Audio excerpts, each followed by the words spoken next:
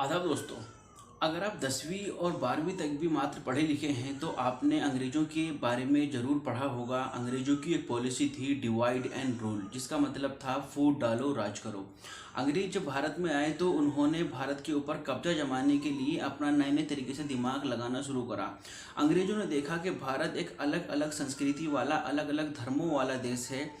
इन सब चीज़ों के चलते भारत के ऊपर कब्जा नहीं किया जा सकता, इसीलिए अंग्रेज़ों ने जो था एक पॉलिसी अपनाई, डिवाइड एंड रूल। वो जानते थे कि भारत की अलग अलग संस्कृति होने के बावजूद भी यहाँ के जो लोग हैं वो एक दूसरे व्यक्ति के साथ कंधे से कंधा मिलाकर खड़े हैं।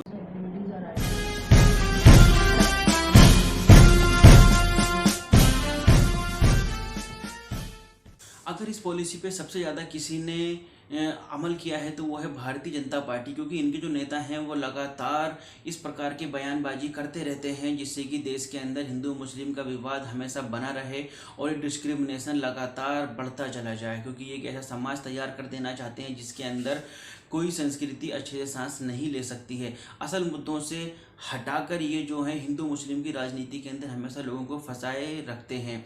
उधर लद्दाख में चीन जो है लगातार भारत की ज़मीन जो है कब्जा करता जा रहा है, लेकिन उसके ऊपर प्रधानमंत्री जी को कहने के लिए कुछ नहीं है, भारतीय जनता पार्टी को कहने के लिए कुछ नहीं है, क्योंकि वो एक ऐसा देश है जो कि लगातार कब्जा करता चला जा रहा है, लेकिन यहाँ पे हिंदू मुस्लिम के अंदर आपको अटकाया हुआ है। लगातार बेरोजगारी के आंकड़े हमारे देश के अंदर बढ़ते चले जा रहे हैं, लेकिन यहाँ आपको हिंदू मुस्लिम के अंदर अटका के रखा हुआ है इन लोगों ने।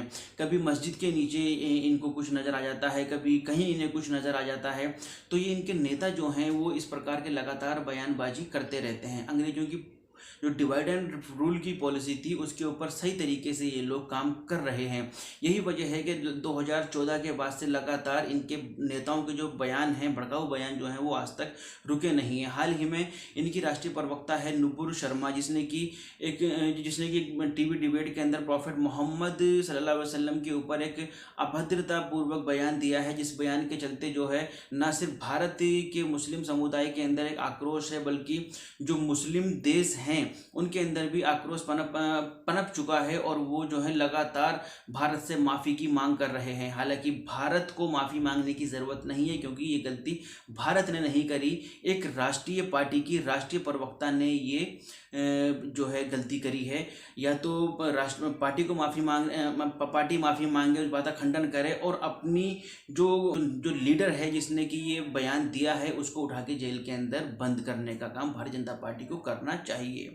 क्योंकि इस तरीके से अगर बयान लगातार समाज के अंदर चलते रहेंगे तो इससे एक हेल्थी समाज नहीं बल्कि एक ऐसा समाज तैयार हो जाएगा जहां पर डिस्क्रिमिनेशन इतना बढ़ जाएगा कि उसको फिर पाट पाना बड़ा मुश्किल हो जाएगा। यही वजह है कि ये बयान न सिर्फ भारत के अंदर नाकाबिले बर्दाश्त हैं, बल्कि जो अरब कंट्रियां हैं उन्होंने भी इसकी कड़े शब्दों के अंदर मुखालफत करी है।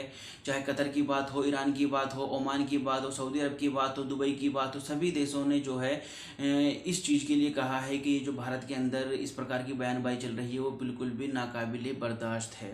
और यही बातों की वजह से भारतीय सामान का जो है विदेशी अंतर्राष्ट्रीय स्तर पर बायकॉट होना शुरू हो गया, जिससे कि तमाम भारतीय कंपनियां जो हैं इस वक्त बहुत बड़े घाटे के अंदर चल रही हैं। और यही वजह है कि कंपनियों ने प्रधानमंत्री नरेंद्र मोदी से गुहार लगाई है कि आप इस चीज़ के अंदर, आप इसमें बीच में आएँ और इस चीज़ को शॉर्ट आउट करें कि भाई हमारे कारोबार पे तो कम से कम चोट नहीं पहुंचनी चाहिए।